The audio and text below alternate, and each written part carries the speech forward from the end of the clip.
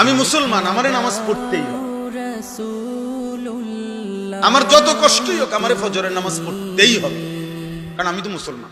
এই যে উপলব্ধি, এই বিশ্বাস কলিজা এটা বসা অনেক বড় নিয়ামত, অনেক বড় নিয়ামত।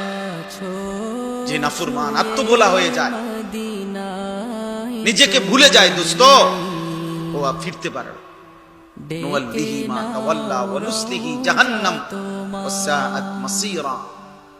আল্লাহ বলেন, আমার রাসূলের উল্টো পথে যে চলবে, আমার ঈমানদার মুত্তাকি মুমিন বান্দা যে পথে চলে তার উল্টো পথে যে চলবে, আমি আল্লাহ বললাম রাসূলের উল্টো মুমিনদের উল্টো পথে চললে, খোদার কসম আল্লাহ কোরআনে বলছে, আমি তাকে ওই উল্টো পথেই চালাবো, আর এই উল্টো পথেই একদিন জাহান্নামে ফেলবো।